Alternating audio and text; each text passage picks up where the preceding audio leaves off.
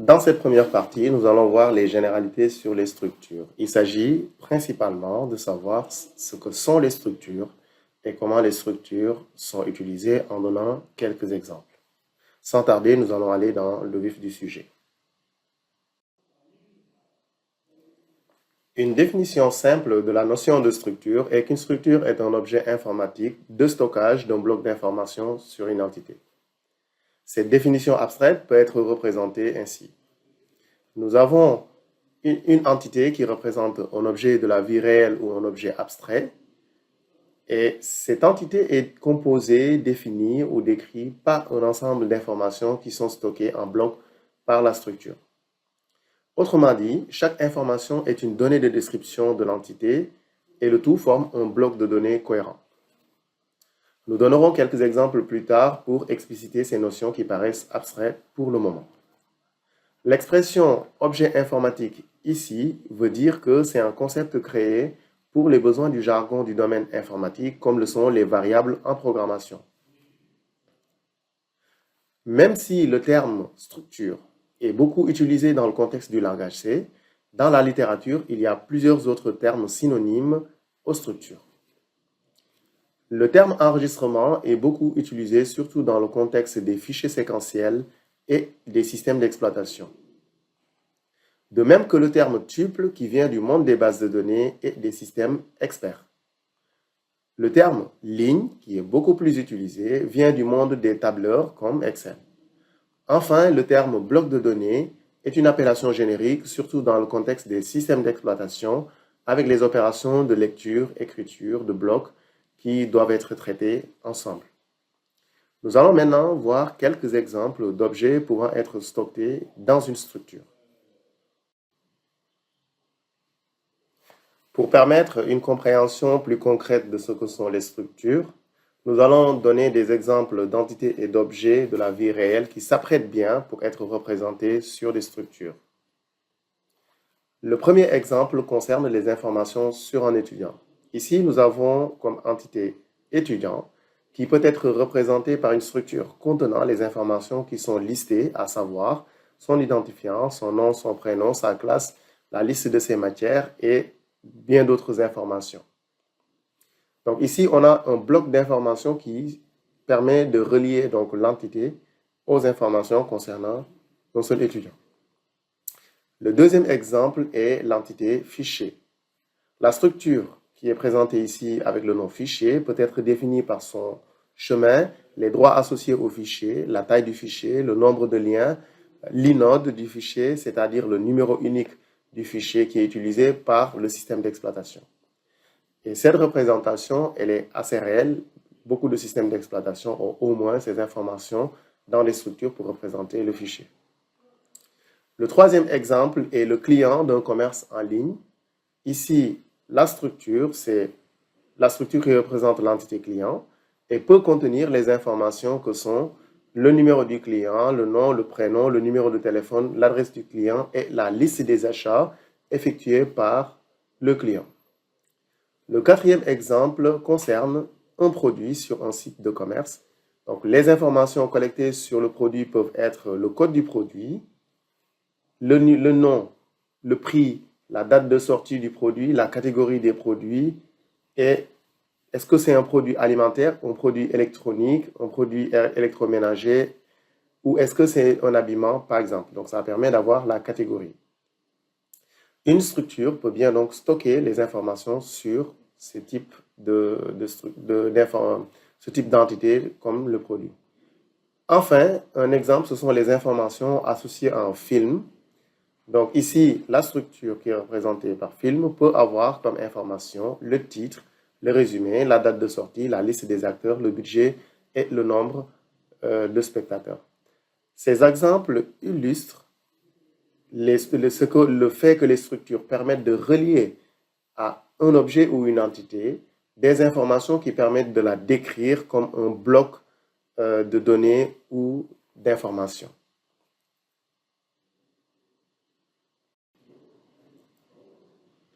Les structures en langage C sont principalement utilisées dans trois contextes.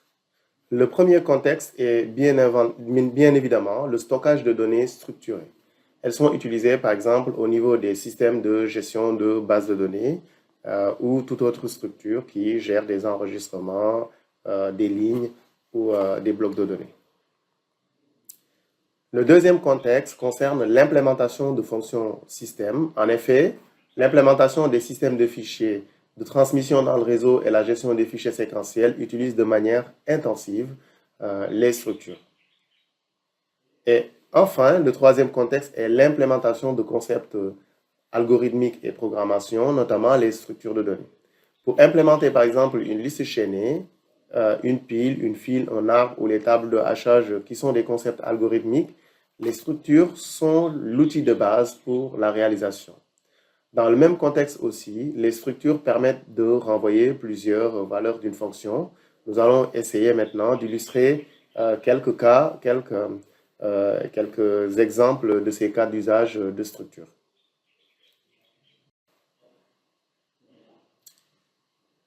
Nous allons un peu plus détailler l'usage des structures pour le stockage des données structurées. Une donnée structurée est une donnée dont l'organisation, le format, la taille sont bien définis. Pour dire autrement les choses, quand une donnée est structurée, il est facile de le parcourir en utilisant une boucle, parce que les éléments que vous allez rencontrer vont avoir toujours un format homogène. Nous allons voir quelques exemples pour illustrer cette notion de données structurées ainsi que son stockage via les structures.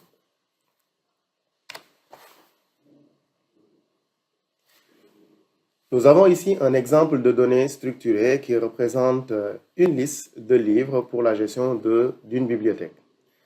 La donnée est structurée parce que les informations sont définies par des colonnes. Et chaque colonne est censée contenir les mêmes types d'informations sur chaque ligne. Par exemple, la première colonne est censée contenir le nom de l'étudiant. Et chaque ligne est censée représenter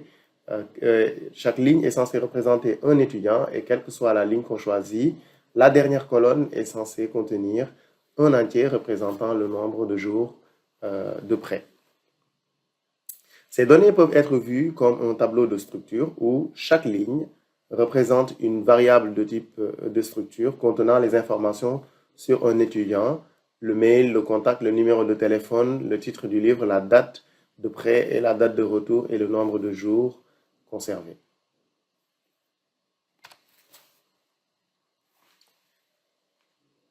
Voici un autre exemple de données structurées qui peut être stocké dans une structure ou un tableau de structure, représentant la liste des médicaments essentiels au Sénégal.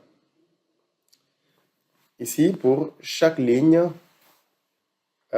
chaque ligne représente un médicament. Donc, c'est une structure.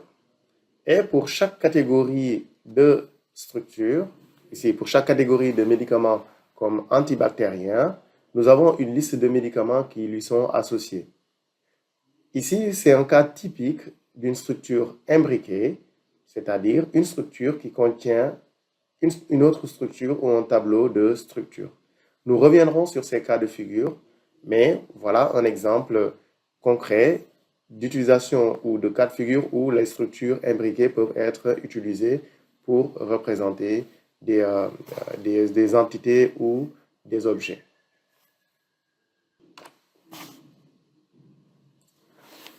Enfin, nous avons ici un exemple de données de type structure sur le site Expat Dakar, qui est un site de vente en direct de particulier à particulier au Sénégal. Alors, les informations sur un produit mis en vente représentent en réalité des données structurées parce que tous les produits ont exactement les mêmes informations, même si certains champs peuvent être laissés libres. Le stockage de ce type d'informations peut faire appel donc à des structures.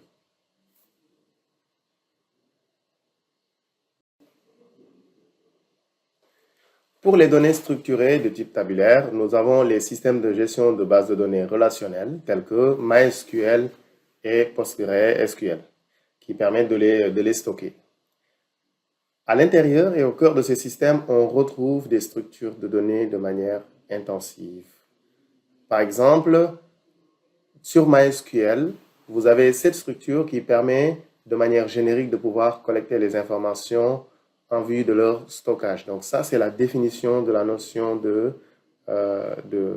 des données MySQL, où vous avez les lignes, etc.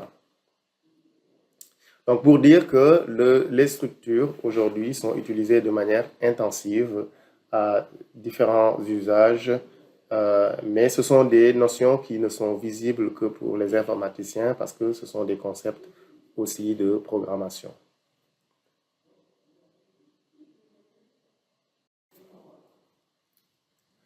Un deuxième contexte d'usage des structures est l'implémentation des fonctions du système d'exploitation. Nous allons donner trois exemples de stockage sur des informations génériques sur les fichiers, ainsi que les formats de quelques fichiers connus, à savoir zip, MP3 et PDF.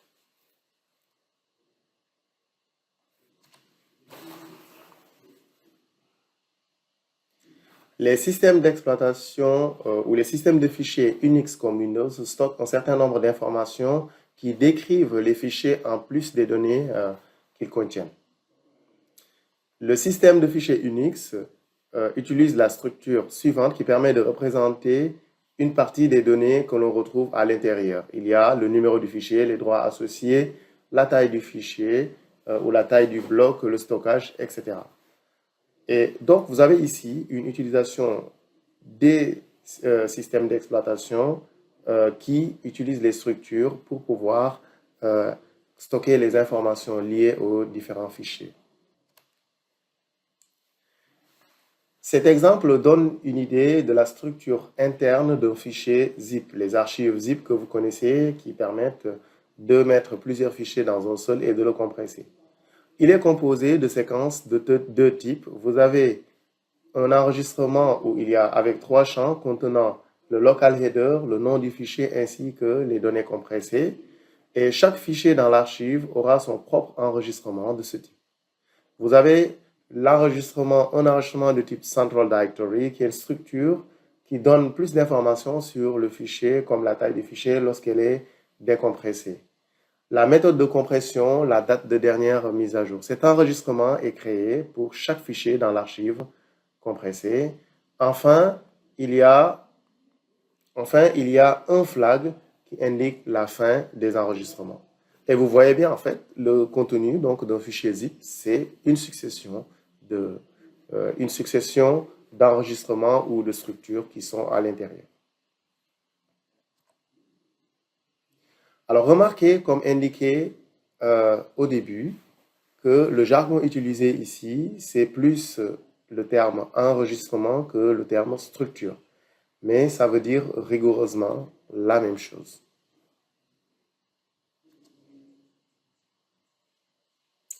Les fichiers MP3 sont aussi représentés sous forme d'enregistrement ou de structure si vous voulez.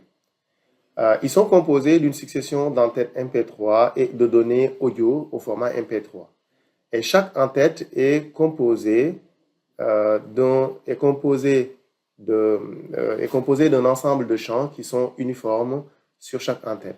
Le décodage du fichier se fait en utilisant cette structure de données et en la décomposant, en récupérant l'entête et en récupérant les données pour pouvoir les interpréter et les décomposer. Un autre exemple d'utilisation des structures pour le format des fichiers, c'est le fichier PDF. Un fichier PDF est constitué de plusieurs champs, un en-tête, un empilement d'objets et ensuite une table de référence et ensuite une séquence pour indiquer la fin du fichier. Là, on peut bien voir qu'il s'agit d'une organisation qui s'apprête bien à l'usage des structures, non seulement parce qu'il y a plusieurs champs, mais que pour pouvoir les délimiter, les champs pour pouvoir délimiter les structures peuvent permettre de récupérer des objets, objet par objet, qui ont des tailles plutôt fixes, pour les empiler. Et lorsque les objets ont des tailles différentes, les structures permettent de les récupérer sans déborder sur une autre entité. Donc, en gros, pour résumer cette partie, donc, on a donné des exemples pour l'usage des systèmes d'exploitation et il faut retenir que aussi bien dans les fichiers que dans les stockages des fichiers, les systèmes de fichiers, que le format des fichiers, les structures sont utilisées sous forme d'enregistrement ou sous une autre appellation.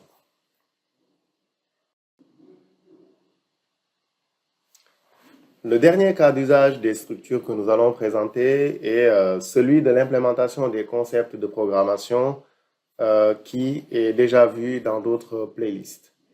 Nous n'allons pas détailler cette partie, mais il faut retenir que les structures permettent d'implémenter les concepts algorithmiques et de structures de données, que sont les piles, les fils, les listes chaînées, les arbres, les tables de hachage, etc. Les structures peuvent être utilisées pour pouvoir retourner plusieurs valeurs d'une fonction. À la base, si nous voulons retourner plusieurs valeurs, nous sommes obligés d'utiliser des variables de sortie qui sont passées par adresse. À la place, on peut utiliser des structures qui contiennent une liste de données que vous souhaitez renvoyer à travers une fonction. Alors, pour résumer toute cette partie, il faut retenir qu'une structure de données permet de créer un bloc de données représentant une entité avec les informations qui la décrivent. On a des usages aussi bien dans le stockage et l'implémentation des données ou sur le stockage des données, dans les systèmes d'exploitation ou l'implémentation de concepts algorithmiques. Maintenant, nous allons voir dans les prochaines vidéos des choses un peu plus pratiques, mais cette mise en perspective de ce que représentent les structures ainsi que leur usage, c'est quelque chose d'assez important.